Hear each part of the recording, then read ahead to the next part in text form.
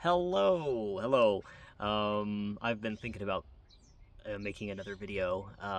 Just considering I've been getting some views out of nowhere, which is kind of weird. So if you're some of the new viewers or subscribers, thank you for checking out my last video. It's going way harder than I thought it would. Initially, I posted it and it was like 4 views, and then last night it just kind of like popped off in the algorithm a little bit. So thank you for just being interested in things I have to say. So I had a morning that was pretty good. I woke up a little later than I probably wanted to, but I had a shower, made sure to moisturize afterward, like some CeraVe, bougie, I know. um, and made some scrambled eggs, Gordon Ramsay style, on some homemade sourdough bread that I made. Just really tried to give my body something good, and then a nice cup of coffee. I just took our doggy on a walk. If you've seen one of my older videos, like my second or third one that I made, um, his name's Kratos. He's a white husky. He's my roommate's husky, and I love just taking him for a walk because it really brings me back to center. And I think I've been putting a lot of pressure on myself to make this video because, well, I know that the stakes are a little higher, right? Because, now I potentially have people who are interested in what I have to say. And if I don't say something correctly, then, oh my gosh, they're going to leave and everyone's going to hate me and, all that kind of stuff. But again, it's the inner critic or the inner perfectionist in me that wants to make amazing content.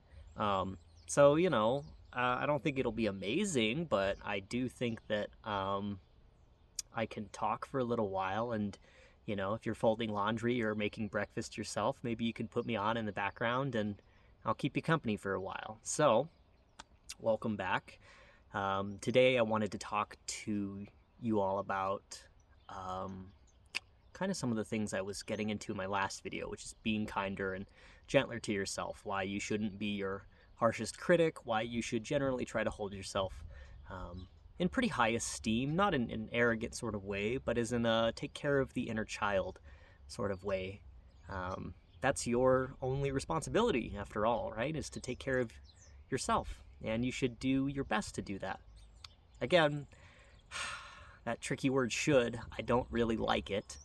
So I'm going to try to stay away from that. But, because I don't want to be an advice channel, right? I just want to be a folksy guy who tells you things that I feel, and hopefully you resonate with some of them. Sorry if there's any breeze. Hopefully the audio doesn't get too messed up in this one. So anyway, moving on. Because it's 3 minutes. Oh my gosh, I'm wasting time. So thank you for still being here if you are. I want to talk to you about why I think outcome is overrated, and I'd even go as far as to say that I think if we really cared about people and loved people, and not even just people, but beings in general and the world in general, if we really cared, we wouldn't care about outcome. Now, that's a pretty radical approach, I think, in the current paradigm or way of thinking about things in the world. We're always obsessed with tomorrow. We're always obsessed with future gains in the stock market. We're obsessed with getting to the next grade in school. We're obsessed with getting that promotion. We're obsessed with being done with work. We're obsessed with not being right here, right now. And I think that is where we have been for a long time, is in the future, stuck in the outcome. And the outcome is counterproductive to holistic, conscious being and doing, because when we're concerned about results and payoff, we're not really concerned about the process of getting ourselves there.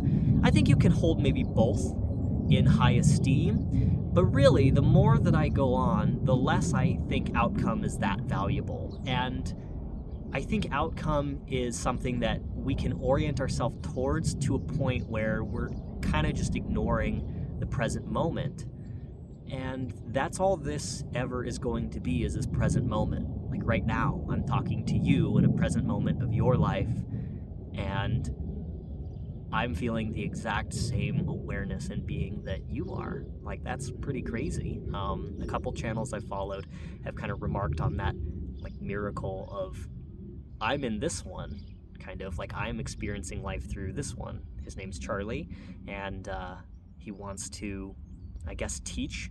I'm technically, I went into education for my major in college years ago, and I found that I don't especially love conventional teaching, but I still feel like I want to talk and explain my point of view. I think it's less about me teaching anything and more about just explicating my soul and explaining my inner world, because sometimes I don't feel understood. And I think my goal is to feel understood, maybe through this channel. So maybe I'm caring a little bit too much about outcome in that way, rather than focusing on process. And it's sneaky, right? Outcome is something that we're always secretly wanting, even when we say we don't care about it. There's a part of us that is like, oh, but it would be really nice if this outcome was awesome, right? Like, it would be awesome if I had 1 million subscribers and I could just do this full time. That's a great outcome. But to be honest, I don't really want that. I don't really know if I want anything. That's something I think I've been struggling with. I spend my money on groceries, rent, student loans, and I splurge on like buying games on Steam and PlayStation 5 games and stuff. So, I guess I splurge on some video games or books. Or I bought my banjo about a month and a half ago. I need to play for you guys. I don't feel like amazing yet, but probably soon I will upload a video of me playing. So anyway, you don't really care about that. You care about this present moment. So outcome. We withhold love from people in order to correct their behavior, and we have this instilled within us when we're very young. Because no matter how good and benevolent and loving your parents have been on average, there's still moments where they thought your behavior was naughty or undesirable. And so as a result, you were punished for it in some capacity, whether that was grounded, whether that was physically abused. Oh, sorry, we got jets flying over. I don't know if you can hear that. Sorry if the audio is terrible. I'm probably going to get like a mic, like a wireless clip-on mic or something, because I've had some people say, like, I hope you get a better mic. I'm like, I don't know. Do I want one? I don't really know how much I want to invest in my filming. But if that's too loud, maybe I should, right? We live next to a military base here where they're always doing like flyovers and stuff. So definitely cool. It feels like thunder randomly. So that's been a really like new way of experiencing things. Because where I'm from originally, I'm from Wyoming originally, and we didn't really have that, or at least I didn't live next to a military base. So we unconsciously consciously or unconsciously, I don't know if it's a deliberate choice or not, but we withhold love from people in order to correct their behavior, because we're all seeking love and attention. That's why kids are always wanting to play and have your attention. So if you're struggling with a kid of yours and you don't feel like you're connecting with them, the simplest thing you can do to start building back that relationship, I think this works for any age too, is to go in, not ask any questions, don't make any demands or give any instructions, just sit with them for 20 minutes and be curious about what their experience is. And if they're like on their phones, if they're teenagers, things like that, you can ask them to give you some of their attention, right? Because it goes both ways. I think that's right now something we're focusing a lot on, especially in the school system, is like this scattered attention, and people are locked into their devices, right? Like right now you're probably watching this on your phone. And so what are you doing? Like, why are you listening to me? No, but I'm happy that you clicked on this video of all videos you could have picked on or clicked on. So thank you for giving me some of your time. And I don't edit because I don't want to. I don't want to put in a ton of work to make an authentic feeling video. I just want to make an authentic video. So no editing. And if I stumble my way through it, that's what I'm uploading for the time. Occasionally I might reshoot if I say like something that I don't believe in. But a lot of the time I don't have a script. I have an idea of what I want to talk about, which is outcome, right? Outcome and love. And so, in order to really love people and being and your doing, try to bring your, and again, it's hard because I don't want to give advice. The next task you're involved with, whether that's connecting with your kid or a kid or other people or your job or whatever it is, don't focus on having a good conversation or a good day. Focus on having a good moment, really appreciating your moment, because there's nothing wrong with this moment, even when we're in pain and suffering. That is perfect. Now, you may disagree with that, and I'm not telling you you need to think everything is perfect, because that's really hard. A lot of us are in great suffering, and I have a good amount of privilege, so I don't really know the amount of suffering that you're going through personally. But if you would just humor me, and the next time you have a moment of great suffering or anguish, try to think that it is perfect as it is, that it doesn't need to change, that it doesn't need to be something different. It needs to just exist as it is, and you can strive toward aligning with that feeling. And when you align with your suffering, you begin to see that suffering is the wake-up call. Suffering in a maximum dose that we can take usually is the event or occasion that strips us back to our basic awareness and confronts us with the reality that we are merely witnessing our lives rather than fully controlling them. Control, outcome, these are some ideas that go together. You don't have control of how long your hair gets until you cut it, right? It just kind of keeps growing. I mean, we haven't really, I think you can laser it. There's like certain things I guess you can do to like stop your hair from growing. But you can't stop breathing consciously. I don't think your body will let you.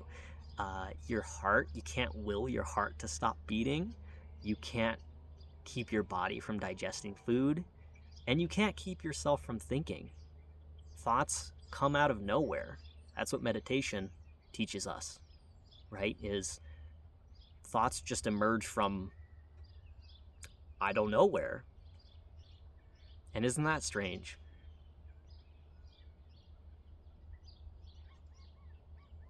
It makes me think that artificial intelligence is tapping into a similar source. I don't know how that's possible. It makes me wonder if intelligence is underlying the universe in some capacity, and we're just discovering that. I don't know.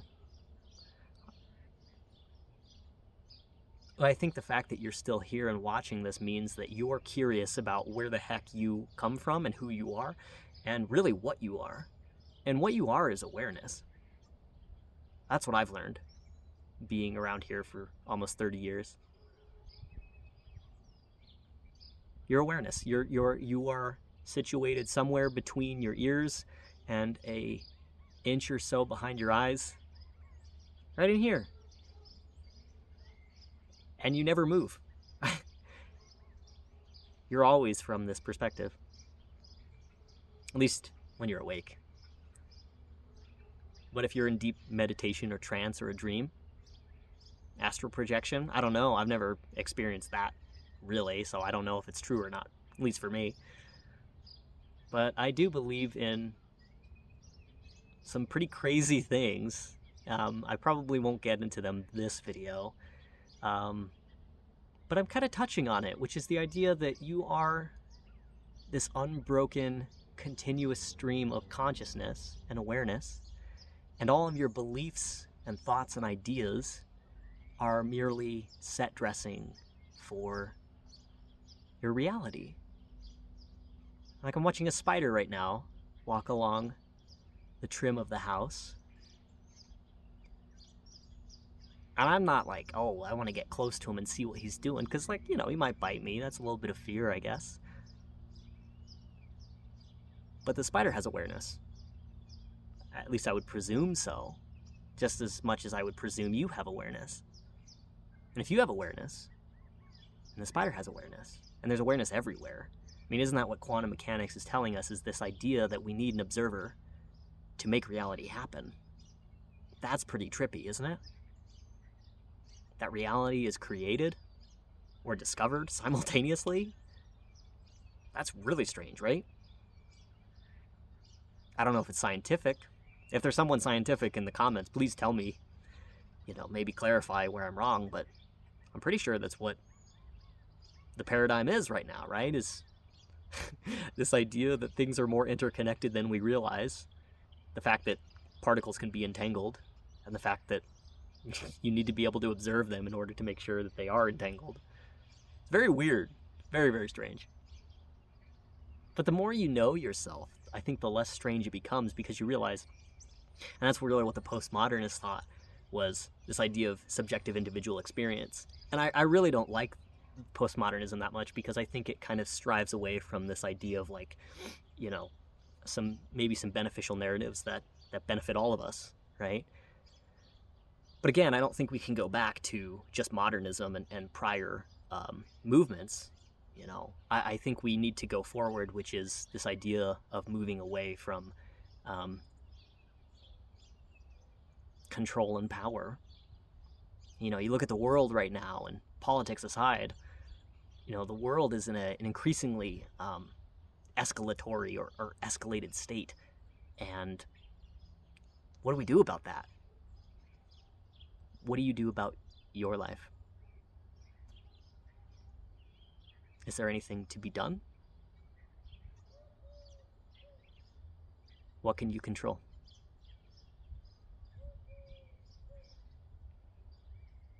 I want you to ask yourself that question throughout the day. What can I control? Because even our emotions, I would like to believe that we have some sort of grip on our emotions or our feelings of things. But those also emerge from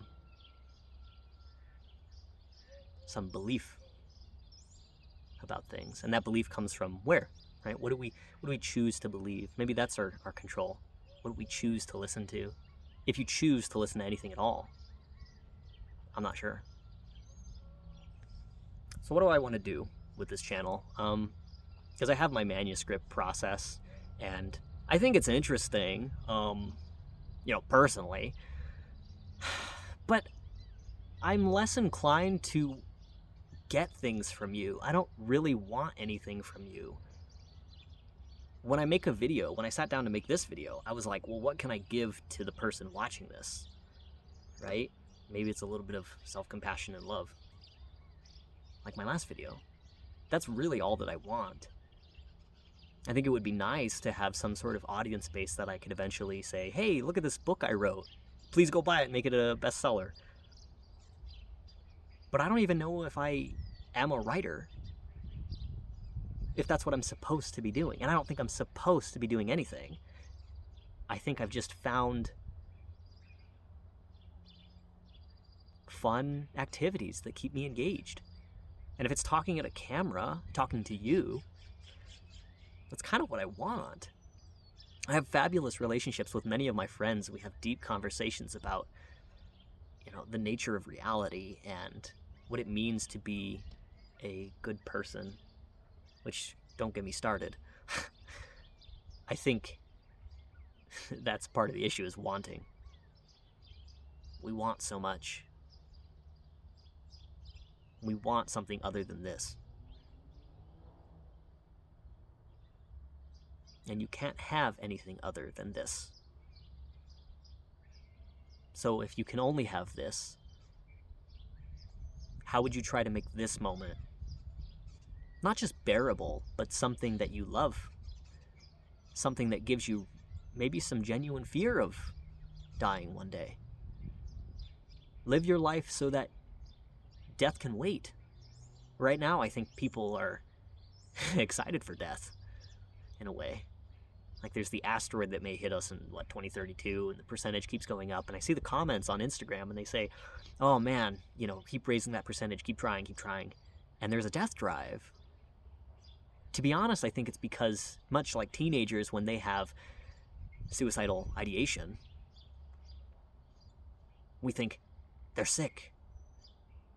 But the truth is, they want to die. They want to leave their previous childlike self in the past and mature. I think we in culture are experiencing a similar transformation.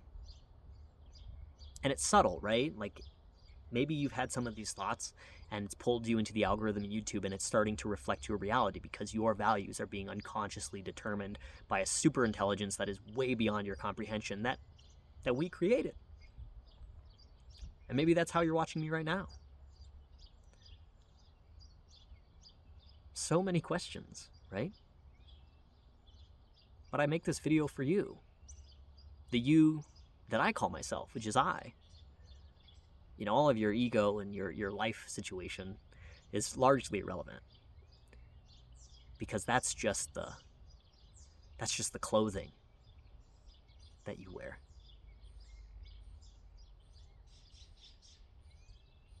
How do I know some of these things? I don't know. I mean, I have a few ideas, but we could talk about that more later.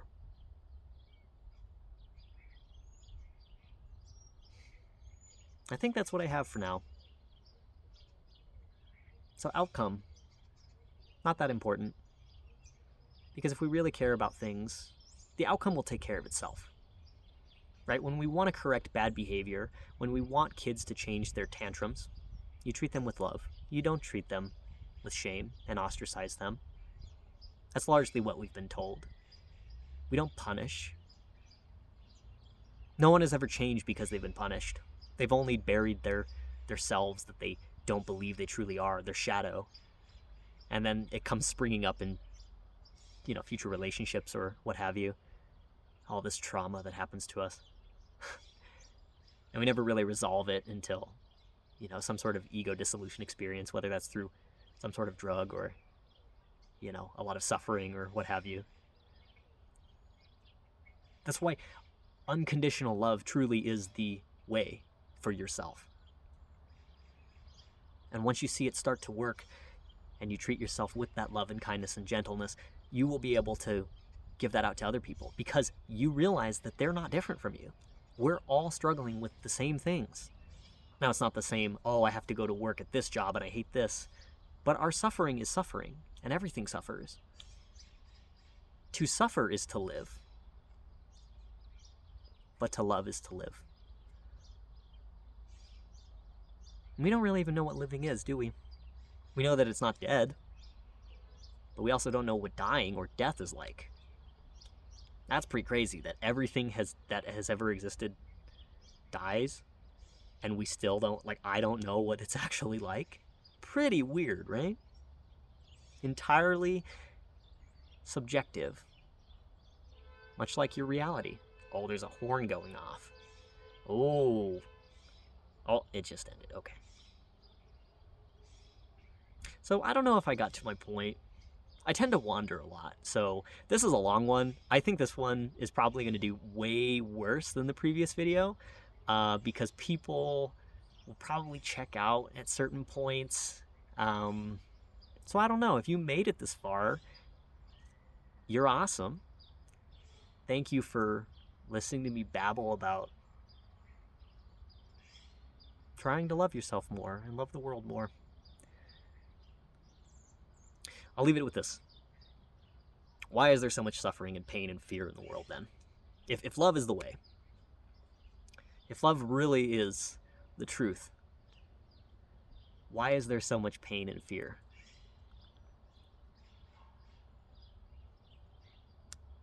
Because then we wouldn't know the value and power of love.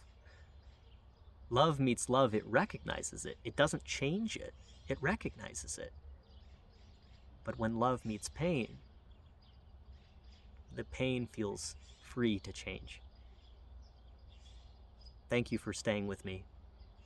Bless you. I love you. See you in the next one.